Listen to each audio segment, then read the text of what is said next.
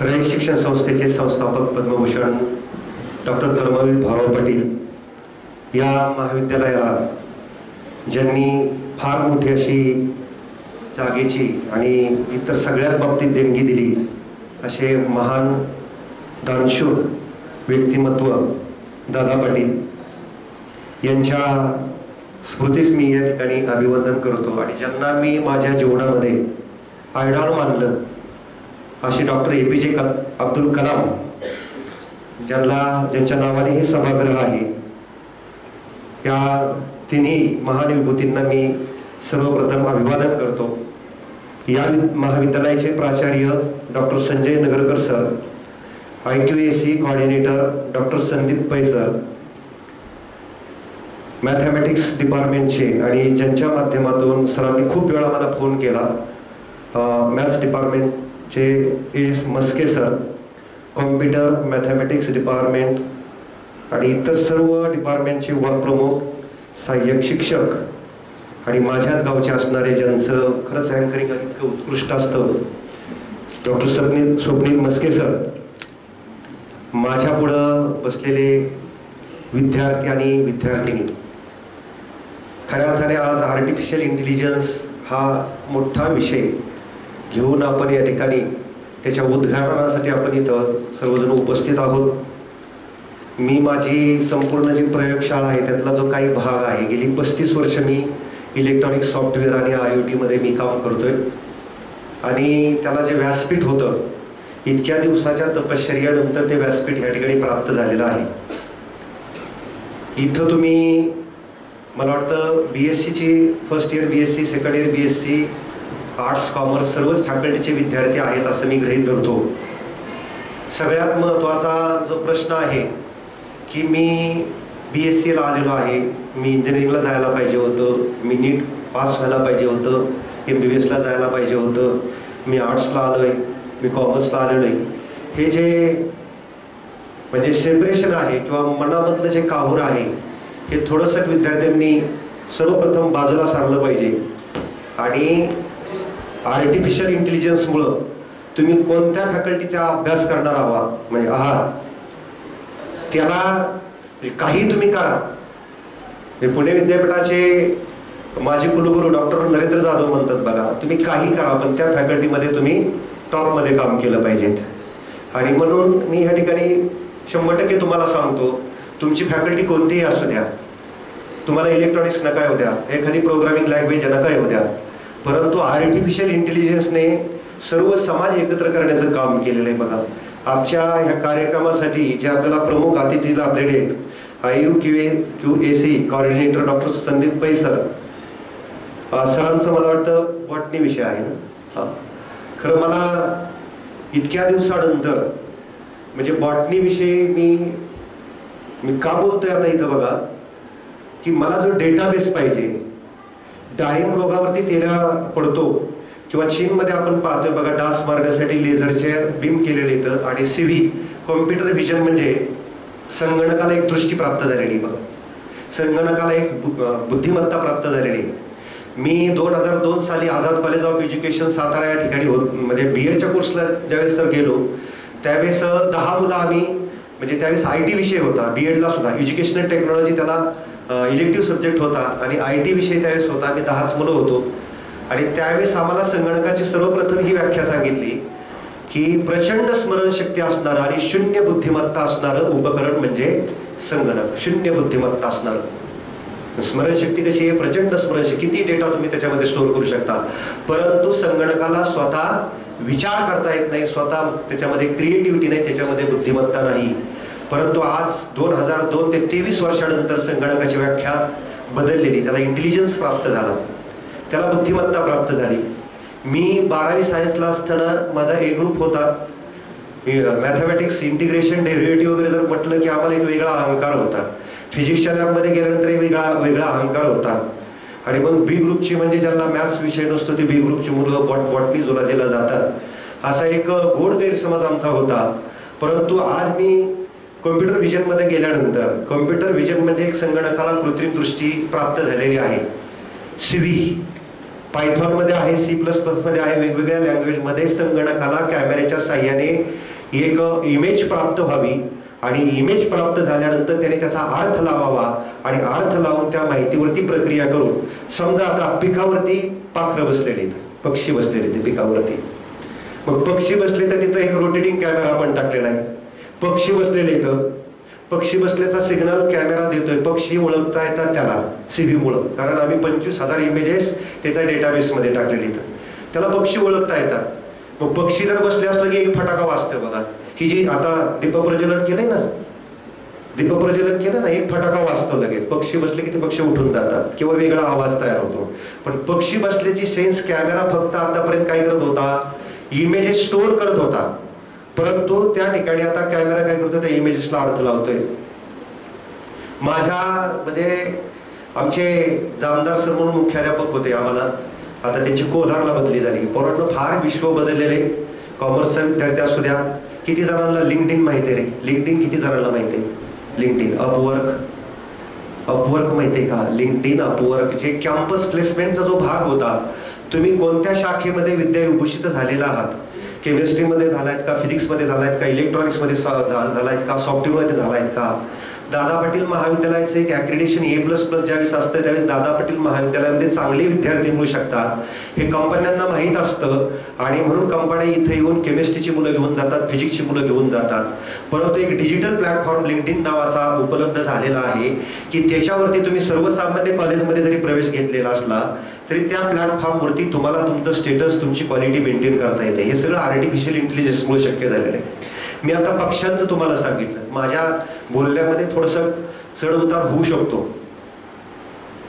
जामदार सरांना त्यांनी मला विचारलं, मी हे तुम्हाला दृष्टांत किंवा बाकीच्या टू द पॉइंट, म्हणजे पॉइंट पासून आता जाणार नाही. मी सरांनी जी झुलॉजीचा जो डेटाबेस आहे, आता कृषी विज्ञान केंद्र म्हणजे आपल्या रयत शिक्षण संस्थेच्या मॅनेजिंग काउन्सिल सदस्या जगधनेताई, त्यांनी मला 4 ते 5 दिवस श्रीरामपूरला बोलवून घेतलं. हे दीपप्रज्वलनाच्या निमित्ताने बोलवलं होतं, पण त्यांनी माझा थोडासा नॉलेजची डेप्थ पाहिली आणि मी कृषी विज्ञान केंद्राला काही प्रोजेक्ट मी देऊ शकतो.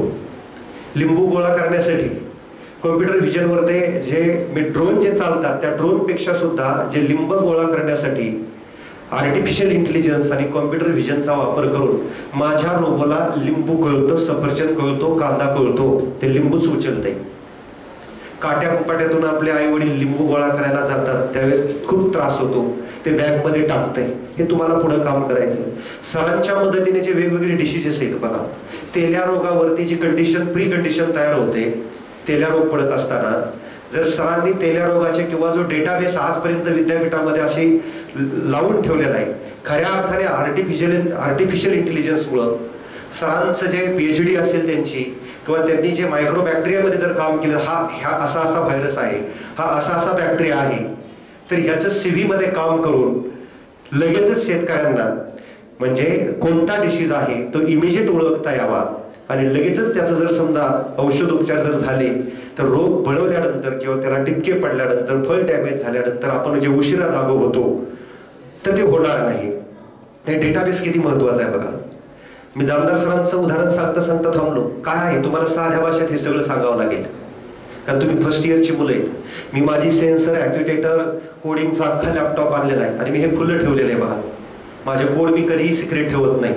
विज्ञान प्रदर्शनामध्ये छोटी छोटी मुलं येतात सेन्सर पाहण्यासाठी, ॲक्युटेटर पाहण्यासाठी, सर मला तुमचा कोड द्या ना, तो मला दुसऱ्या कारणासाठी वापरायचा आहे. तुमच्यापैकी कोणी अगदी आर्ट्सचा जरी विद्यार्थी असेल ना, त्याला फार चांगलं इलेक्ट्रॉनिक्स यावं, फार चांगलं कोडिंग यावं, फक्त त्याच्यामध्ये ना डेडिकेशन पाहिजे, त्याच्यामध्ये काम करण्याची म्हणजे प्रवृत्ती पाहिजे, आणि तो त्याच्या फील्डमध्ये ते अप्लाय करू शकतो. सर सातारला गेले, आमच्या मुख्याध्यापक मिटिंगला कुठे गेले, सातारला गेले, आणि त्याला एक मेसेज म्हणजे फोन आला, डायरेक्ट कॉल आला. कॅमेरा बसवलेला होता आणि कॅमेरा जो होता तो AI मोडवरती होता, आर्टिफिशियल इंटेलिजन्स मोडवरती कॅमेरा टाकलेला होता. त्याच्यामुळे त्या ठिकाणी आग लागल्याबरोबर त्याला अलर्ट आगीचा टाकलेला होता, वाघाचा टाकलेला होता, सापाचा टाकलेला होता, असे एक 4 ते 5 हजार अलर्ट त्याला टाकलेले होते. सर मीटिंग मध्ये बसल्यानंतर पहिल्यांदाच नवख्या माणसाचा फोन आल्यानंतर हा कुणाचा फोन आहे, ही तर व्यक्ती ओळखीची नाही, परंतु कॅमेऱ्यामध्ये सिम असतं, त्या सिम कार्ड असतं आणि IoTच्या माध्यमातून ते सुद्धा इथं आणलेले बघा. त्या सिमने डायरेक्ट सरांना कॉल केला आणि कॉल केल्यानंतर फोटो टाकला. कशाचा रे? आग लागली नाही. 5 नंबरच्या पोलचं स्पार्किंग झालं, आर्थिंग आणि फेजचं स्पार्किंग होऊन ठिणक्या पडल्या. उन्हाळ्याचे दिवस होते, टेम्परेचर वाढलेलं होतं. तिथलं गवत पेटलं आणि गवत पेटून ते पेटत पेटत पेटत त्यांच्या जवळपास एक शेततळ होतं बघा. त्या शेततळ्यापर्यंत ते जाणार त्याच्या अगोदर फोन आला सरांना. कशाचा? AI कॅमेराचा फोन आला आणि त्यांना अलर्ट केलं. सरांनी सातारमधून फोन केला पोरांना गावातल्या. सर आता 250 किलोमीटर लांब आहेत गावापासून.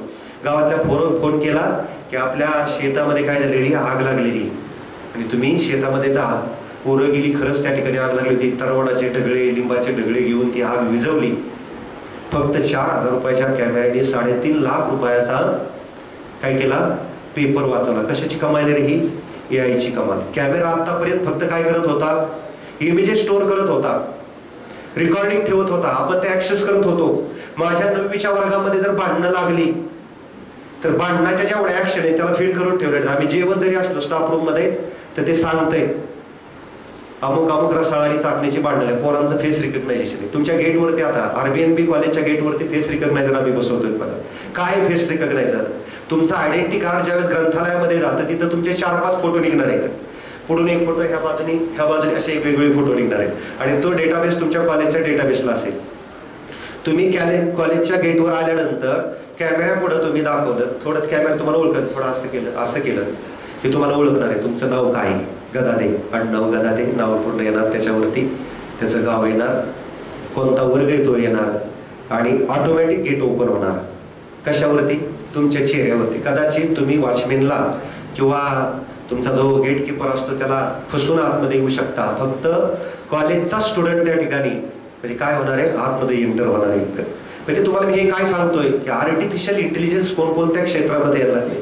कॉमर्सचा एखादा विद्यार्थी असेल, त्याचं एक डील आहे, समजा मार्केटिंग करतोय, तो ऑनलाईन मार्केटिंग करतोय. एक 50,000 रुपयाला हैदराबादमध्ये घेतलेला घोडा आहे, बरोबर ना? आता 50,000ला हैदराबादमधला घेतलेला घोडा तो इकडं मुंबईमध्ये एका ठिकाणी विकायचा आहे. तर हैदराबादमध्ये तो ऑनलाईन पाहतोय आणि AIच्या सहाय्याने त्या घोड्याची जी क्वालिटी असेल, त्याचा RM सेन्सर असेल, त्याचं बोन्स असतील, मसल्स असतील, त्याची बॉडी स्कॅन होणार आहे. म्हणजे तो कॉमर्सचा माणूस आहे, पण घेतलेला माल बरोबर आहे का खराब आहे तो स्कॅन होणार आहे तिथं आणि त्या घोड्याची किंमत होणार आहे. घोडा हैदराबादला हा इथंच बसलेला आहे, घोडा मुंबईमध्ये येतो, 75,000 रुपयाला विकतो. कारण AI टूल त्याने वापरलेले घोडा डिटेक्ट करण्यासाठी त्याचा RF रेडिओ फ्रिक्वेन्सी जो डेटा आहे तो त्याला मिळालेला आहे. आणि म्हणून कॉमर्सवाला सुद्धा त्याचं जे ट्रेडिंग आहे, एक उदाहरण तुम्हाला मी सांगितलं, किंवा एखादी आर्टिफिशियल इंटेलिजन्सची वस्तू म्हणजे LCD प्रोजेक्टर असेल, LED असेल, किंवा एखादी होम अप्लायन्सेसमध्ये उद्या स्मार्ट रोबो तुमचे घर स्वच्छ करण्यासाठी निघणार आहे, ते AI बेसवरच आहेत बघा.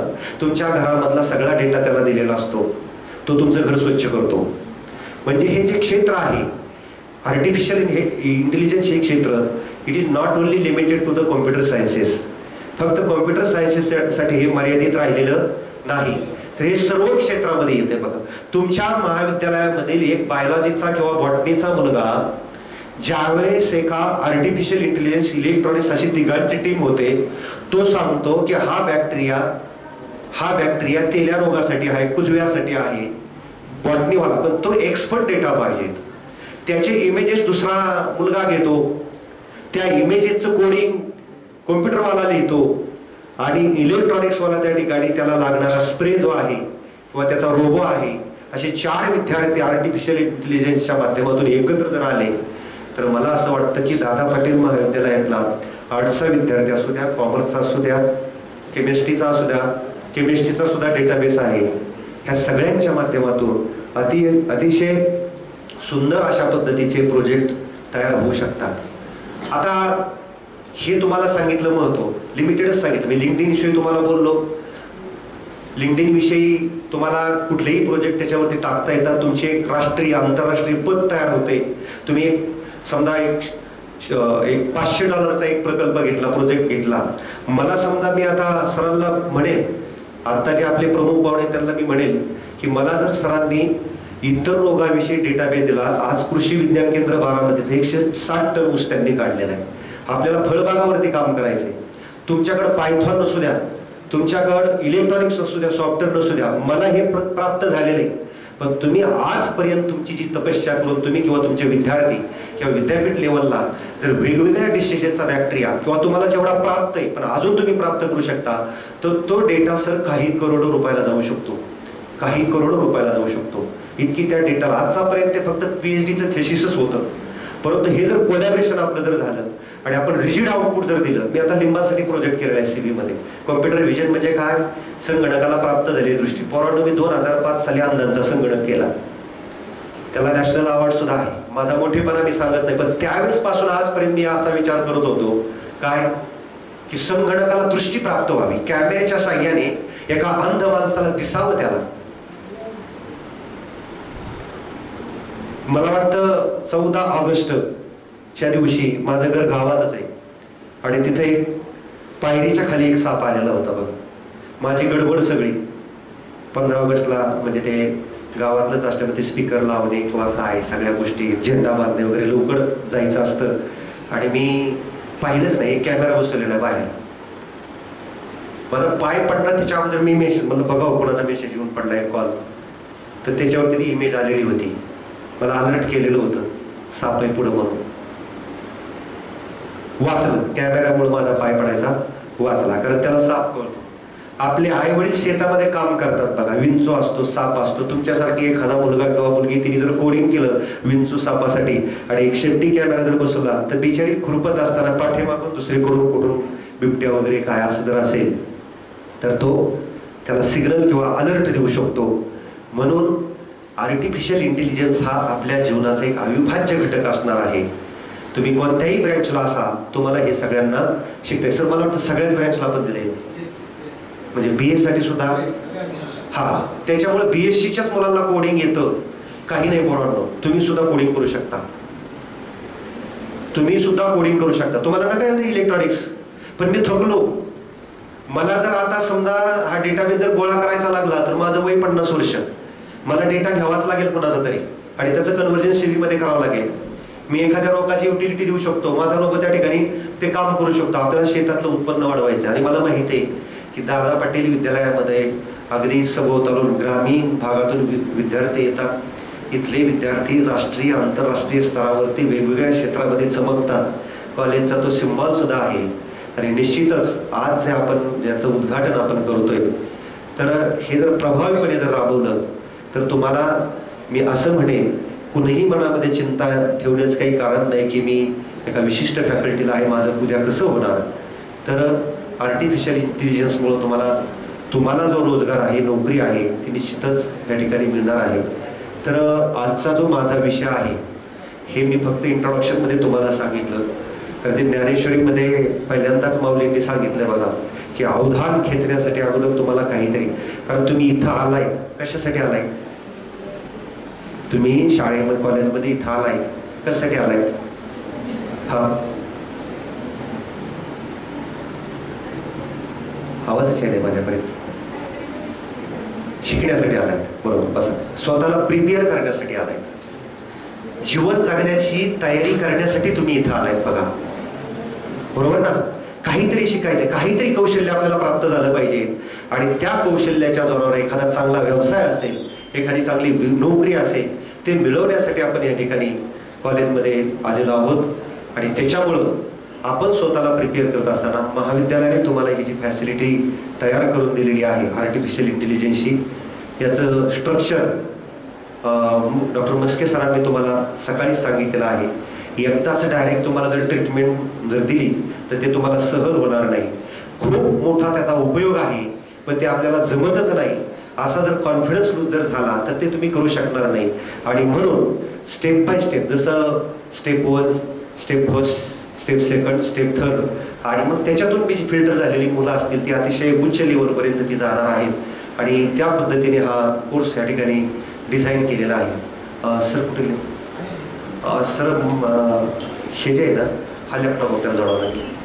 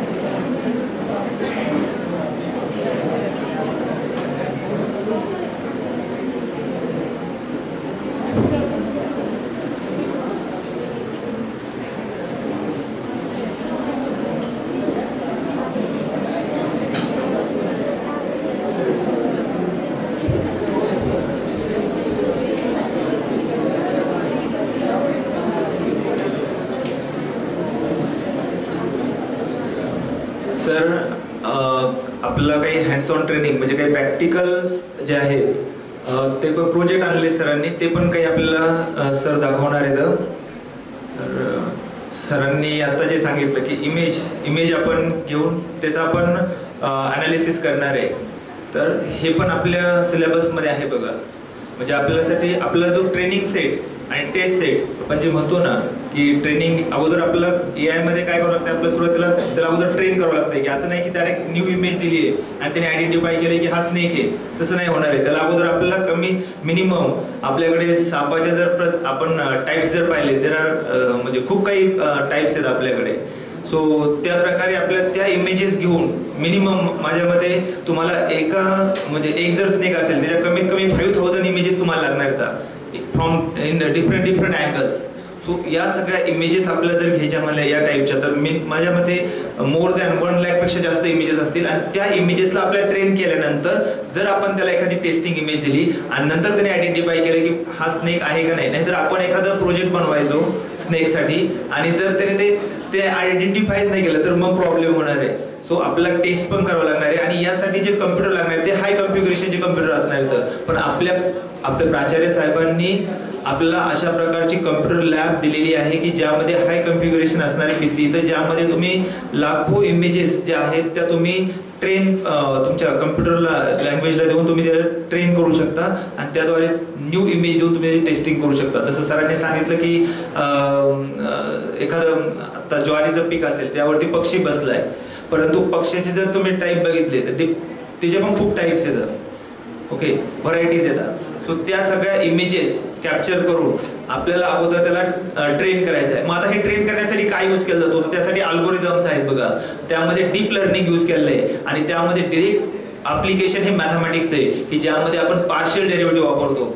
आता पार्शियल डेरिव्हेटिव्ह मध्ये काय आहे तर ऍक्च्युली सिलेबस सुरू झाल्यानंतरच मी तुम्हाला सांगेल की एक्झॅक्टली हा न्यूरल नेटवर्क जसं आपल्या ब्रेनमध्ये न्यूरॉन्स आहेत तशा प्रकारे न्यूरॉन्स हे कम्प्युटरमध्ये, म्हणजे समजा एक इमेजेस आहे, टेक वन एक्झाम्पल, सपोज एक इमेज आहे, एखाद्या झाडाची इमेज आहे, तर ती इमेज 28x28 मॅट्रिक्स मध्ये सेट केली जाते अगोदर. किती मॅट्रिक्स मध्ये? 28x28. माहिती ना आपण 3x3 मॅट्रिक्सचा घेतो, तो किती मॅट्रिक्सचा असतो? 28x28 मॅट्रिक्सचा. जे डायमेन्शन फिक्स केले जाते, तुम्ही कोणती इमेज घ्या मग त्याला कन्वर्ट केलं जातं 28x28 मॅट्रिक्स मध्ये. आणि त्या 28x28 मॅट्रिक्सचे तुम्ही जर एक सेल आयडेंटिफाय केला तर त्याची डायमेन्शन होते नियर अबाउट 764. आणि त्या 764 जे आहेत सेल, त्याची एक सेल म्हणजे एक न्यूरॉन असते बघा. आणि त्या एका न्यूरॉनला आपण जसं आपल्या ब्रेन मध्ये न्यूरॉन असतात त्या न्यूरॉनला आपण ट्रेन करतो. म्हणजे त्या इमेजेसला आपण अगोदर मॅट्रिक्स मध्ये कन्वर्ट करतो आणि नंतर त्याचे छोटे छोटे न्यूरॉन्स असतात बघा, आणि मग ते न्यूरॉन्स आपण ट्रेन करायला देतो. आणि मग त्यामध्ये यूज केला जातो न्यूरॉन टेक्नॉलॉजी यूज केली जाते बघा. त्यामध्ये हिडन लेयर्स असतात आणि त्या लेयरचं अनालिसिस करून त्यामध्ये न्यूरॉन टेक्नॉलॉजी अप्लाय करून आपण वेट घेतलेलं असते बघा. त्या वेटचं अप्लाय करून आपण एक आउटपुट लेअर तयार होतो आणि त्या आउटपुट लेअर मध्ये आपण आयडेंटिफाय करतो की ती इमेज कशाची आहे. ओके, सो हे सगळं जर करायचं असेल, दिस इज ओनली फॉर 1 इमेज. आणि आपलं हे अनालिसिस किती इमेजेसचं करायचंय? More than 1 lakh. सो मग बघा, मग आपल्याला हे आउटपुट किती, म्हणजे यासाठी किती हाय कॉन्फिगरेशन PC लागणार आहेत आपल्याला. ओके, हे सगळं आपण पाहणार आहे सेकंड लेवलमध्ये इमेज प्रोसेसिंग, जे सरांनी आता आपल्याला सांगितलंय बघा.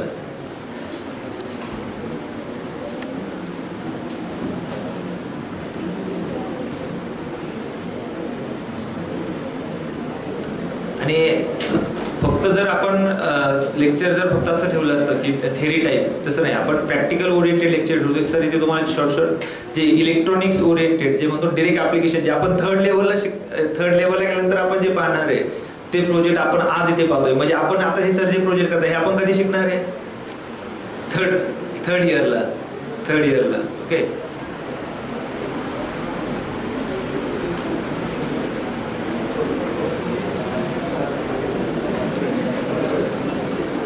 काय पाहिजे सरांना? बल्ब होल्डर नसेल, होल्डर अवेलेबल नाही.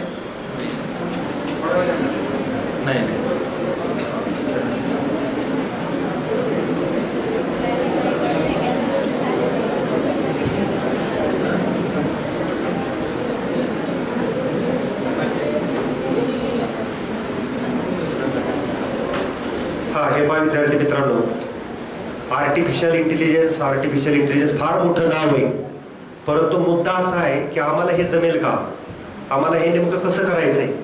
सरांनी आता इमेज प्रोसेसिंग विषयी तुम्हाला सांगितलं, इंटिग्रेशन सांगितलं, डेरिव्हेटिव्ह सांगितलं, सिरीज सुद्धा आहेत बघा त्याच्यामध्ये. लॅपलास सिरीज आहे, न्यूटन सिरीज वगैरे त्याच्यामध्ये वापरावं लागतात इमेज प्रोसेसिंग मध्ये. पण सगळ्यात महत्वाचा जो भाग आहे तो कोणता आहे ह्याच्यामध्ये, तर संगणकाची भाषा आपल्याला आली पाहिजे.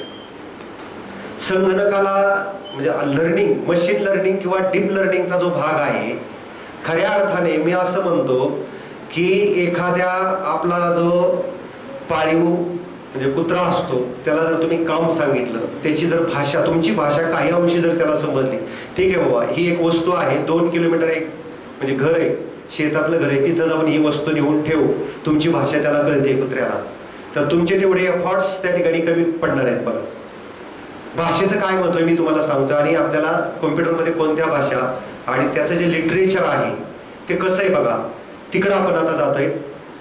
तर मी असं परत एक बार प्रश्न विचारेल की भाषा कशासाठी लागते. भाषा येतात जनरली, आपण आता मराठी शिकतो, हिंदी येते आपल्याला काही अंशी आणि इंग्लिश सुद्धा काही अंशी येते. भाषा कशासाठी लागते तू सांग रे, भाषा कशासाठी लागते? मोठ्याने बोला ना, तुम्ही पार्टिसिपेट व्हायचंय का, तू सांगा. कम्युनिकेशनसाठी म्हणजे संवाद साधण्यासाठी, बरोबर आहे. आंतरक्रिया किंवा संवाद, इंटरॅक्शन. आपल्याला भूक लागली, लहानपणी बघा भूक लागली, आपण भूक लागलेली आईला सांगतो, तहान लागलेली सांगतो, आणि आपल्याला लहानपणापासून आईनी भाषा शिकवली. जनरली आपण सर्वजण मराठी भाषा सर्वांना येतेच बघा. एका ठिकाणी मी असं वाचलेलं होतं की शिक्षकाने शिकवताना सुद्धा जर समोरच्याला समजेल अशा भाषेत जर शिकवलं तर ते ज्ञान त्या मुलांना गळी उतरतं. त्याच्या पुढची स्टेप सांगितली होती, तुम्हाला पुढच्याला शिकवायचं असेल तर त्याच्या मातृभाषेतून शिका, मातृभाषेतून शिकवा. म्हणजे बघा, जर समजा एका हिंदू कुटुंबामध्ये आपण गेलो, भगवद्गीतेचा आपण जर श्लोक जर वाचला तर तो त्यांच्या गळी उतरतो. एखाद्या मुस्लिम कुटुंबात आपण जर गेलो, त्या ठिकाणी कुराणातलं एखादं जर स्टेटमेंट जर वाचलं तर तो माणूस आपल्याला हवावासा वाटतो. म्हणून भाषा हे कम्युनिकेशनचं फार मोठं प्रभावी साधन आहे. मी आता 9वीच्या मुलांना प्रश्न एक दिवस विचारला की किती जणांना स्वतःची आंघोळ करता येते. पोरं हसली, आम्हाला सर्वांना आंघोळ करता येते. बरं म्हणलं, गेल्या वर्षी येत होती का? ते म्हणले गेल्या वर्षी येत होती. त्याच्या गेल्या वर्षी येत होती का 7वी मध्ये? त्याच्या गेल्या वर्षी येत होती. असं करत करत 1ली 2री पर्यंत आले, 1ली पर्यंत आले, काही 2री शिकले, पण 1ली पर्यंत जवळपास आया म्हणजे त्यांच्या मुलांना आंघोळ घालतात. आंघोळ करण्याची जी प्रोसिजर असेल, साबण लावणं असेल, अंग चोळणं असेल, पाणी घेणं असेल, ही प्रोसिजर कोणी शिकवली? आईने शिकवली. किंवा ज्यावेळेस तुम्हाला क ख ग मराठीचं येत नव्हतं त्याच्या अगोदर मराठी भाषा तुम्ही शिकलाय शाळेत येण्यापूर्वी, बरोबर ना? आणि मग ही भाषा तुम्हाला यायला लागल्यानंतर त्या भाषेचा वापर करून तुम्ही कामं करायला लागला. म्हणजे एखादं काम जरी सांगायचं म्हटलं तरी आपल्याला भाषा यायला पाहिजे. तसं डेनिस रुची नावाचा एक शास्त्रज्ञ होता, आणि डेनिस रुची या नावाच्या शास्त्रज्ञाने 1960 साली C++ लँग्वेज पहिल्यांदा जे सोर्स कोड, की ज्यावेळेस सिलिकॉन मेमरी नव्हती, कॉम्प्युटरच्या जर जनरेशन आपण पिढ्या पाहिल्या तर पहिल्यांदा कॉम्प्युटर हा वालचा होता, म्हणजे ट्रान्झिस्टर, सिलिकॉन मेमरी नव्हती त्यावेळेस. काय होता? वालचा. Diode as a amplifier, rectifier, अशा पद्धतीचा जुन्या अभ्यासक्रमामध्ये काचेचे असे बाटलीसारखे किंवा बल्बाच्या आकाराचे वाल होते बघा, त्याला आपण वालचा रेडिओ म्हणायचो. सर्वसाधारणपणे 1960-70 पर्यंत वाल होते. आणि मग त्यावेळेस जी संगणकाची जागा एवढ्या मोठ्या खोली एवढी असायची, त्याच्यामुळे भाषेला एवढं प्राधान्य नव्हतं, कारण संगणकाचा एवढा विस्तार झालेला नव्हता. आणि भाषा किती जरी तगडी केली तरी ती भाषा ऍक्सेप्ट करणारं जे हार्डवेअर आहे ते हार्डवेअर संगणकामध्ये नव्हतं. हळूहळू ट्रान्झिस्टरचा शोध लागला, मायक्रोचिपचा शोध लागला, आणि 1974 साली इंटेल नावाच्या कंपनीने 4 बिटचा मायक्रो प्रोसेसर तयार केला. 4 बिटचा मायक्रो प्रोसेसर तयार केला. आणि मग संगणकामध्ये हळूहळू उत्क्रांती व्हायला लागली. त्याच्यानंतर 8085 मायक्रो प्रोसेसर 8086 तयार झाला. त्याच्यानंतर आता जे मी तुम्हाला ब्लूटूथच्या आधारे जे सकाळी जो प्रोजेक्ट झाला दीप प्रज्वलनाचा, तो सुद्धा मायक्रो कंट्रोलवर आधारित आहे. म्हणजे तो एक छोटा कॉम्प्युटरचा आहे, त्याच्यामध्ये मेमरी आहे, त्याच्यामध्ये डेटा आपण सेव्ह केलेला आहे. परंतु तुमच्या हातामध्ये ते जर डिव्हाइस दिलं, नवं घेतलेलं तुमच्या हातामध्ये नवीन खरेदी केलेलं डिव्हाइस दिलं, तुम्हाला सांगितलं दीप प्रज्वलन करा किंवा आपल्या शेतामध्ये पिकाची राखण करण्यासाठी एक 10-10 मिनिटाच्या अंतरावरती किंवा पक्षी दिसल्यानंतर फटाके वाजले पाहिजे, किंवा तुमची बोरची मोटर आहे, त्या बोरच्या IoTचा अर्थच आहे बघा, इंटरनेट ऑफ थिंगचा अर्थच असा आहे की जे तुमचे इलेक्ट्रॉनिक डिव्हाइसेस सेन्सर्स जे असतात ते इंटरनेटच्या माध्यमातून कनेक्ट करून संगणकाच्या सहाय्याने दूर अंतरावरून म्हणजे हे डिव्हाइसेस कंट्रोल करणे. आम्ही आमच्या शाळेचं दीप प्रज्वलन रयत शिक्षण संस्थेचे सहसचिव पवार साहेब यांच्या हस्ते, म्हणजे तुम्हाला असं वाटत असेल इथूनच ते ऑपरेट होतंय का, तर नाही. हे दिव्याचं जे प्रज्वलन केलेले हे इंटरनेटच्या माध्यमातून अगदी सातारावरून, मुंबईवरून, अमेरिकेवरून सुद्धा ते करता येतं. आता मी ब्लूटूथच्या माध्यमातून केले, तिथं तुम्ही जर वायफाय कनेक्ट केलं, त्याच्यानंतर GSM मॉड्यूल आहेत बघा, की जे तुमचे शेतामधले जे मोटर असतात त्या मोटर सुद्धा IoT वरती चालतात. मग मोटरचं टेम्परेचर किती आहे, मोटरचा प्रेशर किती आहे, पाण्याचा ड्रॉपलेट किती झालेला आहे, मोटर घरून चालू बंद करणं, त्याच्यानंतर जर फॉल्टी लाईट असेल तर मोटर खराब होऊ न देणं, हे सगळं कोडिंग आपल्याला मायक्रो कंट्रोलच्या सहाय्याने तुम्ही जर आर्टिफिशियल इंटेलिजन्स वापरून तुमच्या स्टार्टरमध्ये ती युटिलिजन जर वापरली तर तुमची मोटर जळू शकत नाही. कारण मोटर आपली 11.5 एम्पियर पर्यंत करंट पर्यंत 5 HP ची मोटर 11.5 एम्पियर करंट घेईपर्यंत ती व्यवस्थित चालू असते. त्याच्यापेक्षा जास्त करंट डीपीच्या फेल्युअरमुळे किंवा इतर कारणाने करंट जर वाढला तर मोटर जळते बघा. पण 11.5 एम्पियरचा सेन्सर आपण मोटरच्या स्टार्टरमध्ये टाकलेला असतो, तो इमिजिएट त्या ठिकाणी सेन्स देतो की आता लाईट खराब आलेली आहे, तो ऑटोमॅटिक ट्रिप करून टाकतो बघा. त्याच्यामुळे तुमचं 4000 रुपयाचं जे मोटर जळाल्यानंतर जो खर्च आहे तो त्याच्यामुळे वाचतो. त्याच्यानंतर शेताला आपण ड्रिपद्वारे जे पाणी देतो तिथं मास्टर मॉनिटर जर आपण टाकले, मास्टर मॉनिटर म्हणजे काय, एक व्हेसल आहे, हे काय आहे, बल्ब अवेलेबल झाला का, टेस्ट लॅब बल्ब अवेलेबल झाला का, बल्ब नाही का, त्याला वायर स्क्रू ड्रायव्हर आहे, त्याला वायर तिथं आहे पलीकडे, ती वायर घ्या, त्याला जोडा, हा तीच आहे जोडून रेडी करा, बल्ब लावतो.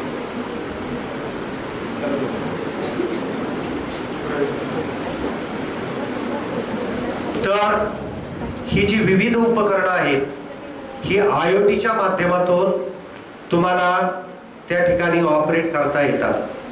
म्हणजे मी आता तर काही जर मुलं उत्सुक असतील तर तुमचा मोबाईल वरती चालणारा जो स्टार्टर ते मटेरियल मी इथं बरोबर आणलेलं आहे बघा, की घरून चालू बंद करणे, किंवा अलेक्सा नावाचं सॉफ्टवेअर किती जणांना माहिती आहे? अलेक्सा काय माहिती आहे?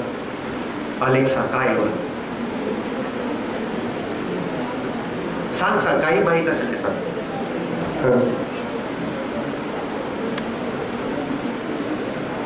तू हात वर केलेला आहे का माहिती? AI संदर्भातच आहे. हा काय आहे, पण काय चालतं त्याच्यावर?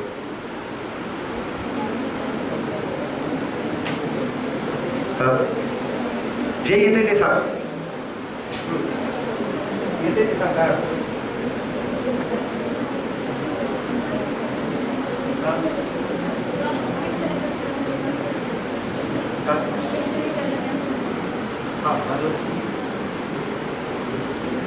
आता त्याची व्याप्ती वाढत चालली बघा. तिथं माईकवर सांग. ठीक आहे, बस काय. तुमच्या घरातले पंखे, तुमच्या घरातलं वॉशिंग मशीन, तुमच्या घरातल्या लाईट अलेक्सा नावाच्या सॉफ्टवेअरच्या साह्याने, अलेक्सा नावाच्या कंपनीने एक हार्डवेअर दिलेले, सगळे पंखे वगैरे त्या पॅनल बोर्डला जोडलेले असतात.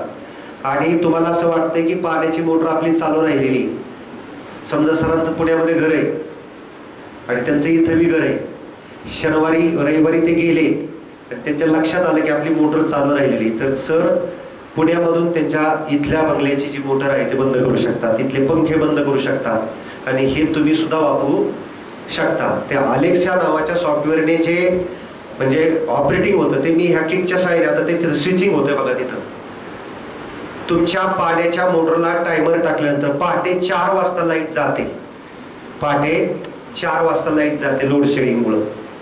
मग 3 वाजताच हीटर चालू केलेला आहे, 3 वाजता त्याचा ऑन टायमिंग दिला, 4 वाजताचा ऑफ टायमिंग दिला, 1 तासामध्ये पाणी तापतंय, ऑटोमॅटिक हीटर बंद झाला, तुमची झोप मूड होणार नाही. उन्हाळ्याच्या दिवसामध्ये असं बऱ्याच वेळा होतं, आपण उलटी मोटर करून ठेवतो बघा. कशासाठी? का ठेवतो रे तिने मान हलवली का? शेतातली मोटर, बोरची मोटर आपण उलटी करतो. शेतकऱ्याची मुले सगळी. हा, कारण की पाण्याचा सोर्स कमी झालेला असतो आणि करेक्ट. मोटर पाणी जास्त ओढायचं असतं ना, त्यामुळे ते कमी पाण्यावर म्हणजे कमी ह्याच्यात तिने जास्त पाणी तेवढं पाणी ओढून द्यावं म्हणून ते उलटी मोटर करतात. अतिशय उत्कृष्ट. ह्याच्यावर पर्याय काय बरं? काय वाटतं पर्याय? कारण हे जे ट्रेनिंग आहे ना, हँड्स ऑन ट्रेनिंग, हे इंटरॅक्ट म्हणजे आंतरक्रियाचं ट्रेनिंग. तू काय पर्याय करशील याच्यावरती? काय वाटतं तुला? मी तिचं जे पॉवर आहे जे मोटरचं ते कमी करण्याचा प्रयत्न करेन, कारण की ते जे कमी पाणी ते ओढू शकेल असं. पॉवर कमी करण्यासाठी साधन काय आहे का आपल्याकडे? बस खाली तुझ्या नॉलेजनुसार तू सांगेल. पॉवर जर आपण कमी केली, physical state of the conductor remains constant, then current flowing through any conductor is directly proportional to the potential difference applied across its ends. वाहकाची भौतिक, मी दोन्ही भाषामध्ये म्हणजे सेमीला शिकवतो, मराठीत मी शिकवतो. वाहकाची भौतिक अवस्था स्थिर ठेवली असता त्या वाहकातून वाहणारी विद्युतधारा त्या वाहकाच्या 2 टोकांशी प्रयुक्त केलेल्या विभवांतराशी समानुपाती असते. मोटरला आपण 440 व्होल्ट देतो, ते व्होल्टेज आपल्याला कमी नाही करता येत, कारण त्याची वायंडिंग त्याप्रमाणे केलेली असते. करायचं आता नवीन एक डिव्हाइस निघालेलं आहे बघा. कोणतं? VFD, व्हेरिएबल फ्रिक्वेन्सी ड्राईव्ह नावाचं एक डिव्हाइस आहे, सोलार सिस्टीमसाठी आपण वापरतो ते. कोणतं? VFD. पण ते सर्वसामान्य शेतकऱ्याला 25,000चा डिव्हाइस परवडू शकत नाही. मग आता समजा तुम्ही जर सुईची मोटर म्हणजे फुल फ्लोने फिरवली, 10 मिनिट काय होते? 10 मिनिटानंतर पाणी संपतंय. तुम्ही उलटी फिरवल्याने काय होतं? मोटर कंटिन्युअस चालू राहते. आता तुमचा आकड्यावर वगैरे असेल, म्हणजे डायरेक्ट चोरीची लाईट असेल म्हणून ते परवडतं, पण मीटरवरती परवडणार नाही कंटिन्युअस मोटर चालणं. मग ह्यासाठी एक पर्याय आहे. कोणता? तर 10 मिनिट मोटर फुल चालते, 10 मिनिट ती चालावी. आणि किती वेळाने? 2 तासाने 10 मिनिट चालते. 2 तास मोटर बंद ठेवल्यानंतर अर्धा तास चालते असं येतात. म्हणजे काय करावं लागेल? तिला 2 तास बंद ठेवावं लागेल आणि अर्धा तास चालू ठेवावं लागेल.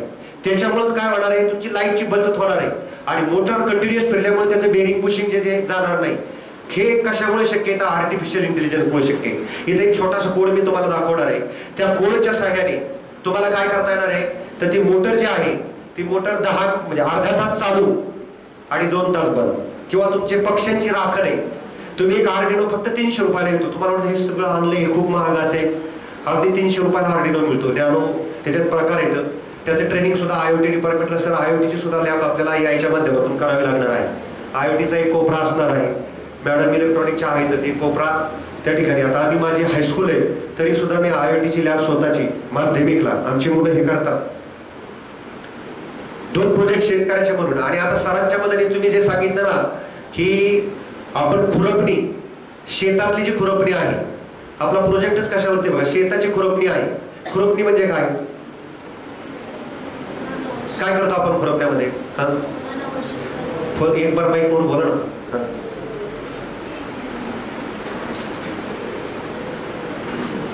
जमते का?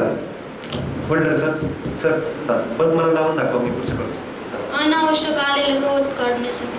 करेक्ट, अनावश्यक असणारं गवत. मग तुम्हाला तुमच्या आईने कधी शेतात गेल्यानंतर लर्निंग, आईने जसं जेवायला शिकवलं, आईने जसं आंघोळ करायला शिकवलं, तसं आईने जर खुरपायला सांगितलं, बांगल्याला इकडे काय खुरपणी म्हणतात का बांगली म्हणतात? काय कर्जत मध्ये खुरपणीच म्हणतात ना. हा, मग ते आई शिकवते तुम्हाला. लहान असताना आपण हट्ट करतो, नाही मी खुरपणार आहे, खुरपा हातातलं घेणार, बरोबर? नाहीच्या लहान मुली मी खुरपणार असणार आहे कोणतरी याच्यामध्ये एखादी, पण ती नेमकंच काय करणार? ज्वारी उपटून टाकणार. कारण ते मशीन लर्निंग नाही झालेलं, मशीनला अजून ट्रेन केलेलं नाही. मशीन लर्निंग काय आपल्याला जायचंय. मी म्हणजे ही मुलं ग्रामीण मधले, तर मी उदाहरणं सुद्धा त्याच प्रकारची घेतलेली. मला किती येतं ह्यापेक्षा तुम्हाला ते कसं गळी उतरलं जाईल. मग खुरपताना काय सांगते आई? हे शिपी गवत आहे, त्याच्यानंतर हे कोंबडा गवत आहे, हे काँग्रेस गवत आहे. गवतांचा आयडेंटिफिकेशन मेनू, इमेजेस, तुम्ही इमेज पाहते, आई त्या इमेजची ओळख करून देते. म्हणजे आम्ही जर समजा आता एक स्क्रॅच नावाचं सॉफ्टवेअर आहे बघा, तुम्हाला ते सर दाखवणार आहे. कॉम्प्युटरच्या कॅमेऱ्याच्या पुढे आणलं ना तर लगेच ते सांगतो डॉग आहे, कॅमेरा डॉग आवाज येतो डायरेक्ट MP3 फाईल डॉग आहे. मान जर दिलं की कॅट आहे म्हणणार. पण आता ह्या कॉम्प्युटरला जर किंवा तुमच्या कॉम्प्युटरला माझ्या कॉम्प्युटरला सांगणार डॉग आहे, कारण माझ्यात मी ते प्रोग्रामिंग केलेलं आहे त्याच्यामध्ये. तसं तुम्हाला गवताचं ट्रेनिंग दिलं आईनी आणि मग तुम्ही तिथून पुढे काय बाजरी किंवा मका उपटत नाही आणि तंत तुम्ही काढता, अनावश्यक तुम्ही काढता, ह्यासाठी मशीन लर्निंग करावं लागतं. आई तुम्ही एक मशीन आहात आणि ते मशीन लर्निंग करताना आई तुम्हाला ट्रेन करते तुमच्या मेंदूला. हे काँग्रेस गवत आहे आणि हे बाकीचं सगळं उपटायचं आणि हे ठेवायचं, हे तुम्हाला अगोदर ट्रेन केलं आईने. तसं मशीन ट्रेन करावं लागतं आपल्याला, त्याला मशीन लर्निंग डीप लर्निंगचा भाग आहे. मग आई तुम्हाला जर्मन भाषेमध्ये सांगते का? कशा सांगते? मराठीत सांगते. ह्याच्या अगोदर काय शिकला तुम्ही? मराठी भाषा शिकला.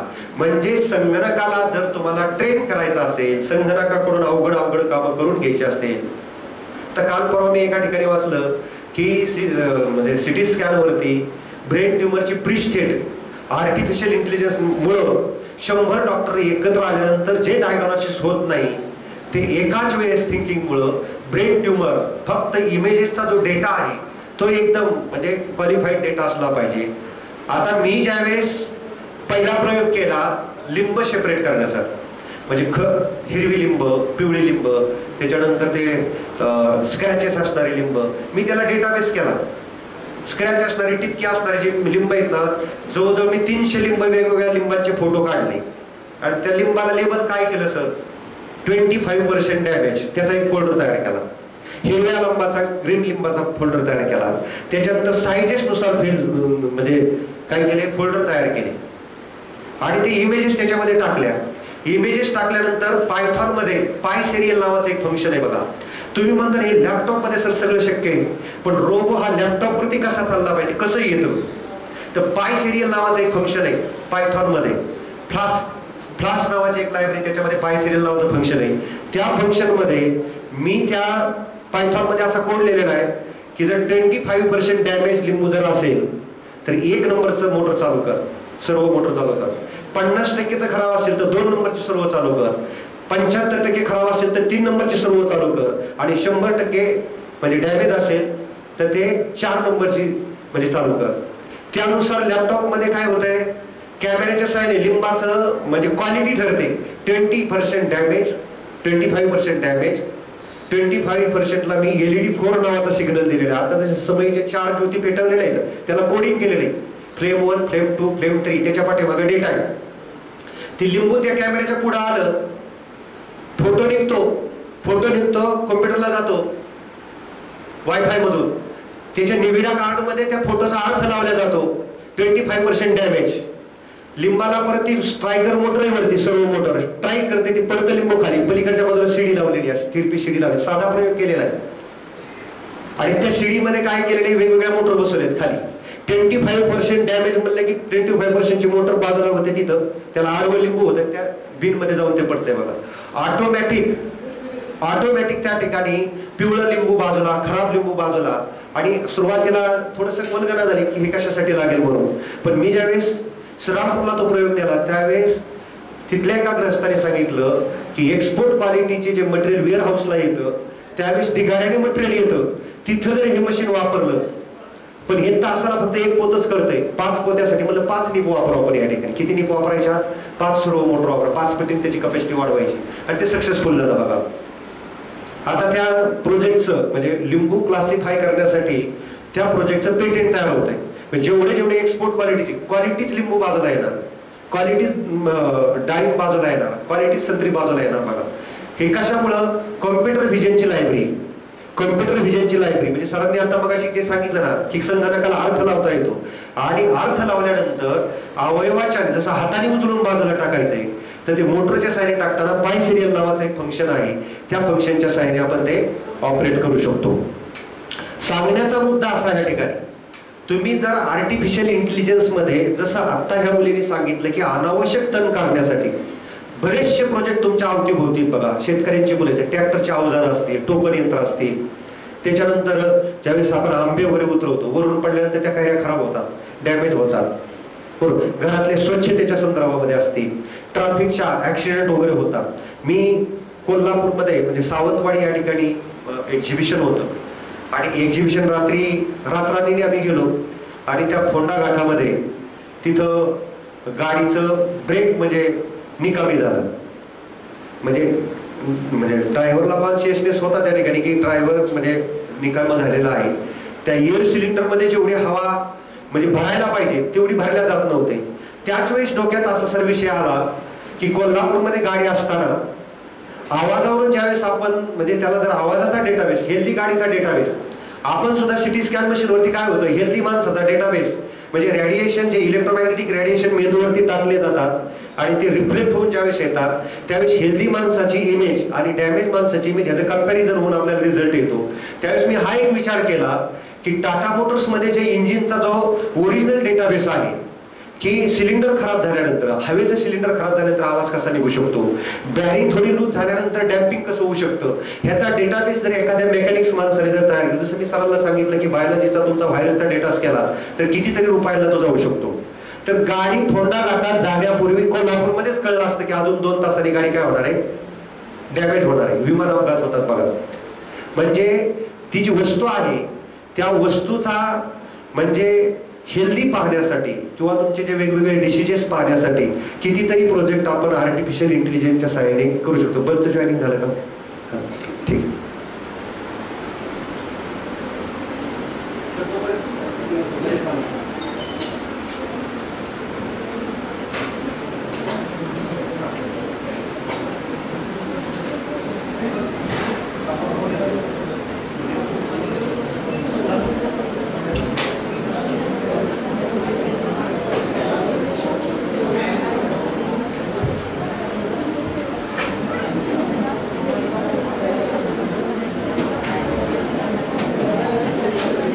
सरांनी आपल्या आता मार्गदर्शनामध्ये रिअल लाईफ ऍप्लिकेशन्स आणि रिअल लाईफ प्रॉब्लेम बद्दल डिस्कशन केले की जे खरंच प्रॉब्लेम येतात आणि जे आपण आयडेंटिफाय करू शकत नाहीये.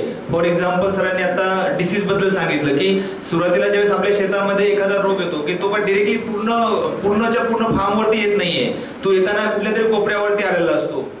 ओके.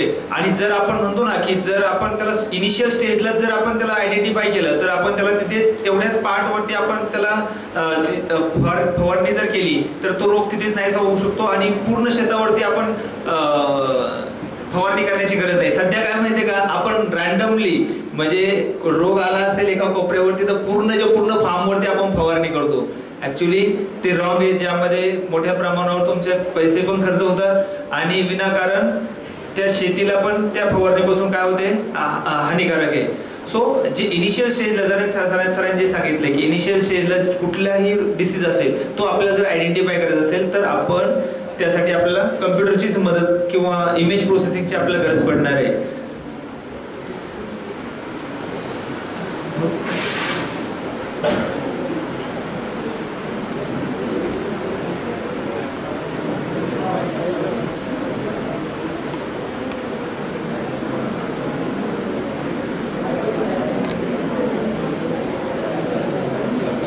त्यानंतर आपण जे बघतो की आपण एखाद्या पिकाचंच एक्झाम्पल घेऊया. आपण ऊस शेती घेतोय, आपण ऊसाची जर शेतीचा आपण जर एक्झाम्पल घेतला आपण की त्याचा डेटाबेस तयार आहे, सध्या त्याचा ट्रेनिंग डेटा तयार आहे आणि त्याचा ट्रेनिंग डेटा अवेलेबल असून त्याचा टेस्टिंग डेटा पण आपण बारामतीमध्ये जे बारामती ॲग्रो कंपनी आहे त्यांनी हा डेटा ट्रेन पण केलेला आहे आलेला डेटा सेन्सरद्वारे आणि त्याचं आउटपुट आता डायरेक्टली शेतकऱ्यांच्या फोनवरती त्याचा मेसेज जातो बघा. सो याचं डायरेक्टली ऍप्लिकेशन काय होतं की शेतकऱ्याला घरी असतानाच त्याला समजतंय की शेताच्या या भागामध्ये पाणी पोहोचलेलं नाहीये किंवा या भागामध्ये डिसीज आलेला आहे. सो तेवढ्याच पार्टवरती आपल्याला वर्क करायचंय बघा. म्हणजे पूर्ण एखादा जो डिसीज येतो तो पूर्ण तुमच्या फार्मवरती येणार नसून तो पूर्ण एखाद्या पार्टवरती येणार आहे, तर तिथेच आपल्याला वर्क करायचंय. त्याच्यामुळे तुमची कॉस्ट सेव्हिंग पण होणार आहे आणि तुमचं जे उत्पन्न आहे, आपला डिसीज कधी माहित होतो, एखाद्या फार्मवरती समजा ऊसावरती एखादा रोग आलाय तो आपल्याला खूप उशिरा समजतो. आपण म्हणतो बघा की कुठे चालला, आपण आपल्या आई वडिलांना विचारतो, ते म्हणतात मी फेरफटका मारायला चाललोय. ते का जातात माहितीये का फेरफटका मारायला, तर की आता सध्या कंडिशन काय आहे, पण आपण कधी जातो बरं फेरफटका मारायला, 2 दिवसातून म्हणा, 4 दिवसातून, पण असं 24 आवर्स जर एखादा जर आपल्यासाठी काम करत असेल, एखादा सेन्सर जर आपल्यासाठी काम करत असेल, तर ही खूप मोठी गोष्ट आहे, जेणेकरून इनिशियल स्टेजलाच आपल्याला समजणार आहे की त्या कोणत्या प्रकारचा रोग आहे, या क्रॉपची डेव्हलपमेंट किती झाली आहे, आणि हा जो डेटा येतो, इन द फॉर्म 2 फॉर्ममध्ये येतो बघा. पहिला आहे टेक्स्ट म्हणजे values in the form of values, आणि जो सेकंड डेटा येतो तो फॉर्म असतो तो इमेजेस फॉर्ममध्ये. सो दोन्ही प्रकारचं जे अनालिसिस आहे ते अनालिसिस आपण पायथनच्या मदतीने, देर आर डिफरंट लायब्ररीज. सरांनी सांगितलं की मला वाटतं कोणतं लायब्ररीचं नाव सांगितलं सर तुम्ही? सिरी आणि सिरियल काहीतरी, पाय सिरियल. तर आपण वापरणारे एसकेलर, आपण कोणती लायब्ररी वापरणार आहे? आम्ही एसकेलर लायब्ररी वापरतो सर इमेज प्रोसेसिंगसाठी. एसकेलरची आपण लायब्ररी यूज करतो, आणि न्यूरॉन टेक्नॉलॉजीचा यूज करून आपण इमेज प्रोसेसिंग करतो. त्यामध्ये मग एकदा का इमेज प्रोसेसिंग तुम्हाला आलं की तुम्ही कोणत्याही डेटा घेऊन तुम्ही त्याला ट्रेन करू शकता, आणि मग त्याद्वारे टेस्टिंग घेऊन तुम्ही जर तुमचा तो प्रोजेक्ट रन झाला तर तुम्ही इलेक्ट्रॉनिक्सच्या मदतीने, जसं IoT आहे त्या IoTच्या मदतीने तुम्ही एखादी इमेज घेऊन स्वतः पण तुम्ही ते करू शकता की जे मशीन लर्निंगचे जे आउटकम्स आहेत, ॲप्लिकेशन्स आहेत ते तुम्ही स्वतः पण करू शकता. पण यासाठी मात्र तुम्हाला कंटिन्यू लेक्चर्स, सुरुवातीला जो तुमचा इनिशियल जो बेस आहे प्रोग्रामिंग, कोणती पण लँग्वेज असू द्या, सरांनी आता सर जे अप्लाय करतायत ते C++ मला वाटते सरांनी C++ यूज केलेलं आहे, बरोबर आहे सर? C++ यूज केलेलं आहे, आणि आपल्याला माहिती आहे C++च्या अगोदर पण C प्रोग्रामिंग आपल्याला यायला पाहिजे, मग आपण C++ ऑब्जेक्ट ओरिएंटेड लँग्वेज आहे. सो त्यानंतर पण आपण यूज करतो इथे पायथन प्रोग्रामिंग यूज करणार आहे. सो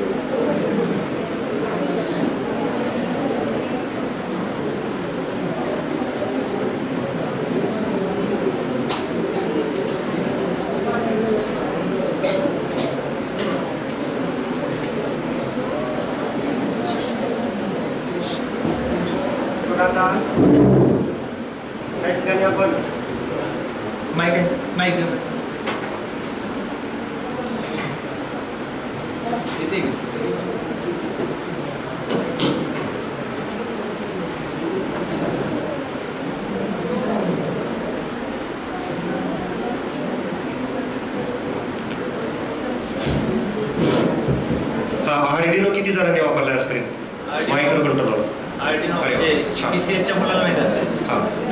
आर्डिनो वापरलाय, मायक्रो कंट्रोलर आर्डिनो वापरलाय. आर्डिनो मध्ये जर आपण टेम्परेचर पण काउंट करू शकतो आर्डिनो मध्ये. परत डिजिटल जे स्पेलिंग्स असतात ते आर्डिनो मधून आपण कंडक्ट करू शकतो. आणि अजून जे प्रोग्राम असतात म्हणजे की लाईट ब्लिंकिंगचे जे प्रोग्राम असतात, आपण जे लाईट लावतो जे डेकोरेशनसाठी लाईट ते पण आर्डिनो मधून आपण कंडक्ट करू शकतो. ठीक आहे, छान. BCSच्या मुलांना सिलेबसमध्येच आहे. हे पहा, आता IoTच्या माध्यमातून हे सगळ्यांना शिकायचं आहे आपल्याला. त्याच्यामुळं मी असं म्हणेल की मुलांना जशी कंपास पेटी असते, पेन असतो, त्याप्रमाणे एक आर्डिनो, एक छोटा एक 200-300 रुपयाचा 400 रुपयाचा एक आर्डिनो वेगवेगळे कोडिंग व्हेरीफाय करण्यासाठी आपल्याला एक टूल बॉक्स म्हणून, जसं आपल्याला युनिफॉर्म लागतो तसा एक आर्डिनो आपल्या बरोबर म्हणजे असावाच होता, जसा पेनड्राईव्ह जसा असतो त्याप्रमाणे. कारण कोडिंगमध्ये तुम्हाला आउटपुट पाहायचं असेल किंवा कॉम्प्लेक्स कोडिंग असेल, ते तुम्हाला जर पाहायचं असेल तर आर्डिनो माहीत पाहिजे. तर सर्वप्रथम मी या ठिकाणी तुम्हाला आर्डिनोमध्ये जो बेसिक प्रोग्राम आहे की जेणेकरून तुम्हाला नवीन आलेलं जे सर्किट आहे ते तुमच्या ऑर्डरनुसार चालतंय का, तुमचे कोड ते घेतंय का. कधी कधी काय होतं, कोडमध्ये फॉल्ट आलेला असतो आणि मग तो कोडमध्ये फॉल्ट आहे का आर्डिनोमध्ये फॉल्ट आहे. बरेचशी माणसं अगदी एक्सपर्ट असतात, परंतु त्यांना छोटे छोटे प्रॉब्लेम म्हणजे येतात बघा. आता त्या दिवशी म्हणजे श्रीरामपूरला त्यांचं मला वाटतं 19 तारखेला एक्झिबिशन होतं फिजिक्स डिपार्टमेंटचं, आणि त्यांना वेदर स्टेशन बनवायचं होतं. मग वेदर स्टेशन बनवताना काही मुलींनी तो प्रोजेक्ट बनवला होता, परंतु जो डिस्प्ले आहे तुमचा 16 कॅरेक्टर डिस्प्ले, सर तो घ्यावं, त्यांनी तो डिस्प्ले जोडताना, हा घ्या ते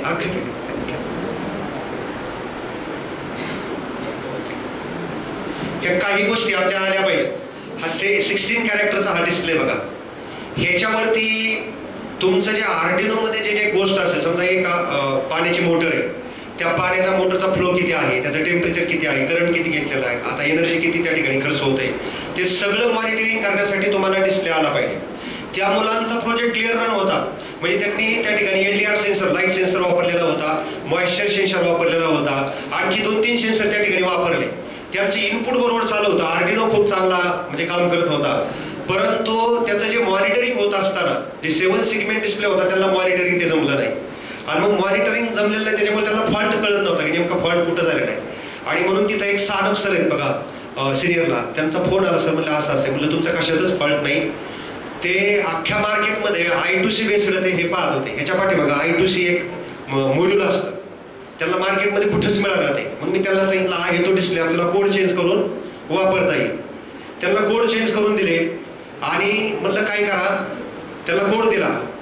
त्यांचं नाव मला वाटतं काहीतरी अविनाश असं नाव होतं. त्याला म्हणलं टाईप करा तुम्ही, हा कोड त्यांना इथून पाठवला. म्हणलं नाव आलं का त्याच्यावर, म्हणलं आले नाव. त्यांची कनेक्शन म्हणजे नाही आलं नाव, पहिल्यांदा आलं नाही. तर काय चुकलेलं होतं, त्यांनी इथून जे बॅकग्राऊंड असणारे जे वायरिंग आहे ह्याच्यामध्ये ॲनोड केथोडचं ते एक चुकलेलं होतं, आणि डेटाची केवळ एक त्यांची चुकलेली होती. जोपर्यंत तुमचं नाव येत नाही तोपर्यंत काम करा, फोटो टाका म्हणलं. मग फोटो टाकल्यानंतर त्यांना कनेक्शन सांगितले. नंतर हा जो पोटेन्शियोमीटर ब्राईटनेस आणि कॉन्ट्रास्ट साठी तयार करतो, एका विशिष्ट पिनला पिन कन्फिगरेशन आलं पाहिजे हे जोडताना, ह्याचे सर्किट डायग्राम असतात. आणि मग ज्यावेळेस त्यांचं नाव त्याच्यावरती आलं, सर म्हणले आलं नाव, म्हणलं आता तो कोड डिलीट करा आणि तुमचा पहिला कोड टाका. काय झालं, सगळं चालू झालं लगेच. म्हणजे प्रेशर, टेम्परेचर, ह्युमिडिटी, म्हणून एक मॉनिटरिंगसाठी एक डिव्हाइस आहे. आता माझा जो रोबो आहे, तो रोबो जर समजा मी लिंबामधून जाताना स्वतः ऑपरेट नाही करू शकत, ड्रायव्हरलेस मला बनवायचा आहे, तर मग रोबोची ज्या मोटर कंट्रोल करण्यासाठी मला ब्लूटूथ किंवा वायफाय मधून त्याचं कनेक्शन पाहिजे. मग त्यासाठी ब्लूटूथचं कम्युनिकेशन घेतलेलं आहे बघा, जे आता मी मोबाईलवरती ऑपरेट केलं, त्या ज्योतीच्या ऐवजी जर तिथं DC मोटर जर जोडल्या, अगदी मोठ्या म्हणजे ही बाईकची जी मोटर आहे ना आपल्या आता नवीन आलेल्या ज्या गाड्या आहेत त्यांच्या जर मोटर जर जोडल्या, तर तुमचा पूर्ण रोबो लिंबाच्या झाडाखालून काट्यातून जातो तुम्हाला, आणि 500 मीटरचं लोरा नावाचं, 500 मीटर ते 8 किलोमीटर पर्यंत लोरा नावाचं एक डिव्हाइस आहे.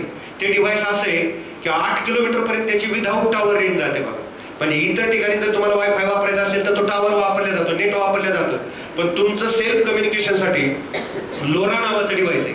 एवढ्या मोठ्या डिव्हाइसची गरज नाही बघा. म्हणजे तुम्ही 1 एकराचा लिंबाची जर बाग आहे, विशेषतः मी लिंबाच्या बागावरती जास्त काम करतो बघा, त्यांची खुरपणी असेल, लिंब गोळा करणं असेल, त्याचं श्रेडिंग असेल, शेतकऱ्यांच्या कुटुंबामधून गेल्यामुळे मला माझे प्रश्न माझ्या शेतीमध्ये दिसतात. आणि मग त्या ठिकाणी मी काय केलेलं आहे, त्याला त्या रोबोला त्यांच्या बॅक साईडला 2 मोटर जोडलेले आहेत त्याला, त्याच्यामुळे ब्लूटूथ मधून तो रोबो पूर्ण लिंबामधून वेढा घालून येतो बघा. त्याला मी आता कॅमेरे जोडलेले आहेत, कॅमेरे जोडून CV लायब्ररी त्याच्यामध्ये टाकलेली, त्याला ग्रिपर टाकलेले आहेत बघा. ते पेटेंटसाठी तोही प्रोजेक्ट आहे बघा. म्हणजे शेतामधली जी मशागत करण्यासाठी, लिंबाच्या बागाची किंवा लिंब गोळा करण्यासाठी ते डिव्हाइस तयार होतं बघा. हे कशामुळे झालं तर मी CV मध्ये काम करतोय, मला आर्डिनो कमी पडतो. मला आर्डिनो मध्ये बरेचसे लिमिटेशन आहेत बघा. त्याच्या पुढचं मला म्हणजे STM32 वापरावा लागतो. म्हणजे तुम्ही ज्यावेळेस एक स्टेप घेणार त्यावेळेस तुम्हाला असं वाटतं हे थोडं कमी, त्याच्यापेक्षा आपण पुढे जाऊया. तर आपण स्टार्टअप करूया की IoTची जी सुरुवात आहे ती आर्डिनो पासून होते. आर्डिनो म्हणजे काय, तर एक मायक्रो कॉम्प्युटर आहे याच्यावरती. आणि आर्डिनो हा काय, हीच मुलगी सांगेल काय आर्डिनो काय आहे, काय आर्डिनो.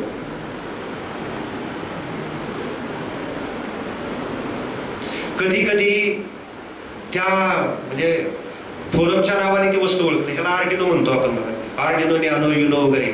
पण ही कम्युनिटी आहे, कोडिंग वरती कम्युनिटी जी आहे ती कम्युनिटी जी ह्याच्यावरती काम करते, ह्या मायक्रो कंट्रोलरवरती. आता बघा मी 89C51 तो माझ्या बरोबर आलेला आहे. हा 328p बघा, म्हणजे 32/8p, म्हणजे 32 KB ची मेमरी आहे मायक्रो कंट्रोलर हा. ह्याची मार्केटमध्ये जवळपास एक काळ असा होता की नुसत्या IC ची किंमत, इंटिग्रेटेड सर्किटची किंमत 250-300 पर्यंत जायची. आता तो सर्व साधारणपणे 100 रुपयामध्ये मिळतो. त्याचा बुटलोडर आपल्याला टाकता येतो. घरी सुद्धा ह्याला डिझाईन करता तुम्ही तुमच्या लॅबमध्ये आर्डिनो तयार करू शकता. त्याच्यापेक्षा अगदी 10-20 रुपयामध्ये आर्डिनोपेक्षा फास्ट काम करणारे मायक्रो प्रोसेसर मिळाले. फक्त 20 रुपयामध्ये मिळणार आहे. मेमरी सुद्धा त्याची प्रचंड आहे बघा कमर्शियल इंडस्ट्रियल इलेक्ट्रॉनिक्सच्या बाबतीत. तर आर्डिनो हा फोरम आहे. म्हणजे माझ्याकडे जर समजा लिंबासाठी मी जर CV लायब्ररी करून ठेवलेली असेल तर कुणीतरी डाळिंबासाठी वापरणार आहे बघा. ही कम्युनिटी म्हणजे कोडिंग सुद्धा करत असताना कुणीतरी हा डिस्प्लेचा कोड केला नाही तर मला 8 दिवस ह्या डिस्प्लेच्या कोडसाठी आतून बसावं लागलं असतं. म्हणजे तुम्ही जर हाताचं काम केलेलं आहे, मी मेंदूचं काम केलेलं आहे, कुणी पायाचं काम केलेलं आहे, ह्या कम्युनिटीने हे सगळं चाललेलं आहे बघा. आणि म्हणून मी असं म्हणतो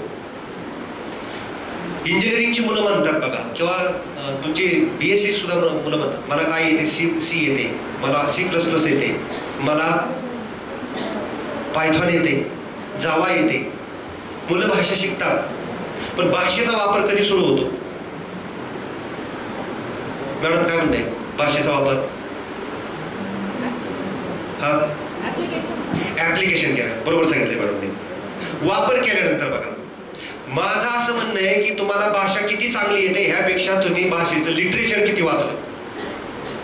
छत्रपती संभाजी महाराजांविषयी जर समजा त्यांची बायोग्राफी समजून घ्यायची असेल तर छावा बरोबर ना वाचली पाहिजे. लिटरेचर आहे. मराठी अगदी सगळं व्याकरण वगैरे सुंदर येतं. एकही पुस्तक वाचलेलं नाही. इंग्रजी पुस्तक bountiful mind doctor BG पाटलांचं, Baburao पाटलांची जी बायोग्राफी त्याच्यामध्ये सगळी बघा पुस्तक वाचले. तसं गायकवाड सरांनी चांडगावमध्ये लिंबाचं विजयसाठी किंवा सापासाठी याच्यासाठी जर लायब्ररी वापरली. मला आता मायक्रो बॅक्टेरियावरती काम करायचं सर तुम्ही कशी वापरली त्याच्यामध्ये ती लायब्ररी तुम्ही इन्क्लूड करायची आणि त्यातले बरेचसे फंक्शन तुम्हाला मायक्रो बॅक्टेरियावरती काम करता येईल.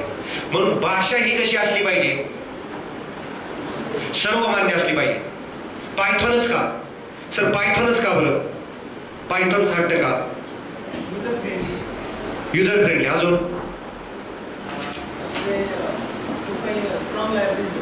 स्ट्रॉंग लायब्ररी म्हणजे ही कम्युनिटीने जगाने वापरली. इंग्रजी ग्लोबल लँग्वेज का झाली?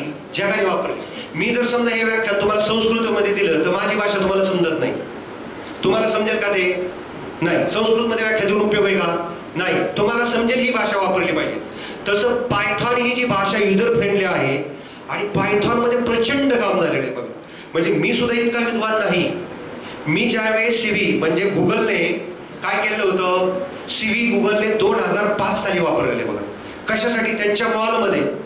त्यांच्या मॉलमध्ये कस्टमरचं सायकल बघण्यासाठी कोणती साडी पाहिली जाते, कोणता प्रोडक्ट पाहिजे, तो कुठं जातोय हे पाहण्यासाठी त्या कस्टमरची सायकॉलॉजी पाहण्यासाठी त्यांनी CVच्या लायब्ररी तयार केल्या कॉम्प्युटर विजन. आता CVचं तुमच्या माहितीसाठी सांगतो विद्यापीठ आहे. CV म्हणजे काय? कॉम्प्युटर विजन, संगणकाची कृत्रिम दृष्टी, कृत्रिम बुद्धिमत्ता असेल पण सेन्सरी ऑर्गन पाहिजे. मला चव घ्यायची असेल जीभ पाहिजे कारण मेंदू प्रक्रिया करतो माहितीवरती. म्हणजे माझ्या जिभेला ज्यावेळेस साखरेची चव असते त्यावेळेस विशिष्ट पद्धतीचं जे न्यूरॉन मधून केमिकल वरती जातं मेंदूकड. गोड फिलिंग माझ्या म्हणजे मेंदूपर्यंत जातात, तिखट फिलिंग माझ्या मेंदूपर्यंत जातात, आनंद असेल दुःख असेल हे न्यूरॉन मधून ते कंडक्शन होतं आणि ते इलेक्ट्रोमॅग्नेटिक पल्सेसच असतात. संपूर्ण माणसाच्या बॉडीचा आणि कॉम्प्युटरचा विचार केल्यानंतर जर मला टेम्परेचर किती आहे, मी एका 8वीच्या मुलावरती हा प्रयोग केलेला होता बघा. मी त्याला सांगायचो 40 डिग्रीचं तापमान मी मोजायचं होतं थर्मामीटरने पाणी मोजायचं 40 डिग्री पुढं व्हा, हे 40 डिग्री बरं का. परत त्याला टेम्परेचर वाढवायचं, त्याला सांगायचं 50 डिग्री पुढं व्हा, 50 डिग्रीच्या पुढं नाही. त्याला मी 45 डिग्रीचं 50 डिग्रीचं 30 डिग्रीचं 35 डिग्रीचं त्याच्या म्हणजे रियाज दिला होता त्याच्या हाताला. जसं एखादा दुकानदार डायरेक्ट बरोबर वजन घेते ते टाकले की 1 किलोच भरतं, आपल्याकडून नाही भरत कारण त्याच्या हाताच्या न्यूरॉनला त्या वेट काय झाले त्याच्या मेमरीमध्ये फीड झालेले आहे बघा. त्याचं मशीन लर्निंग त्या संदर्भात झालेले. तर तो 8वीचा मुलगा त्याला तुम्ही जर पाणी दिलं ना 50च्या वर मी नाही प्रयोग केला कारण ते जास्त गरम राहतं, तर तो बरोबर सांगणार 38 डिग्री 38च भरतं तो पोरगा. कारण त्याला मी काय केलंय मशीन लर्निंग साठी त्याला मी शिकवले, त्याचे न्यूरॉन्स असे सेट झाले, त्याची त्वचा अशी सेट झाली की तो 38 डिग्री सांगतो 40 डिग्री सांगतो. त्याच्यावर मी प्रयोग केला. पण आता हे टेम्परेचर घेण्यासाठी त्याला त्वचा सांगते. आपल्या सर्वसामान्यपणे टेम्परेचर सारखं एखादं डिव्हाइस आहे का? नॅचरल डिव्हाइस आहे का? एखादा बायोलॉजिकल डिव्हाइस आहे का? जसं इन्सुलिन तुमचा काही बॅक्टेरियापासून तयार होतं. इन्सुलिन मानवी इन्सुलिन तुमच्या स्ट्रेप्टोकोकस नावाची जी बॅक्टेरियाची जात आहे त्याच्यामध्ये मानवी इन्सुलिन तयार केलं जातं त्याच्या साह्याने, ते जीन्स त्याच्यामध्ये टाकले, तो मुलगा टेम्परेचर देतो. तसं संगणकाला सुद्धा इनपुट आणि आउटपुट डिव्हाइसेससाठी टेम्परेचर घ्यायचं असेल तर RTD थर्मोकपल असेल, तो टेम्परेचर सेन्सर सिलेक्ट इफेक्टवरती. त्याच्यानंतर तुम्हाला जर समजा संगणकाला म्हणजे प्रेशर द्यायचं, प्रेशर सेन्सर येतं, कलर सेन्सर आहेत बघा. म्हणजे संगणकाला जर माहिती जर द्यायची असेल तर तुम्हाला इनपुटच्या साहाय्याने द्यावं लागते. मेन जो मुद्दा आहे आपला, ह्या मुद्द्यावरती आपण येऊया. मी याचे पोर्ट सेट केलेले आहेत बघा. तर हे जे डिव्हाइस आहे ह्याला आपण आर्डिनो म्हणतो.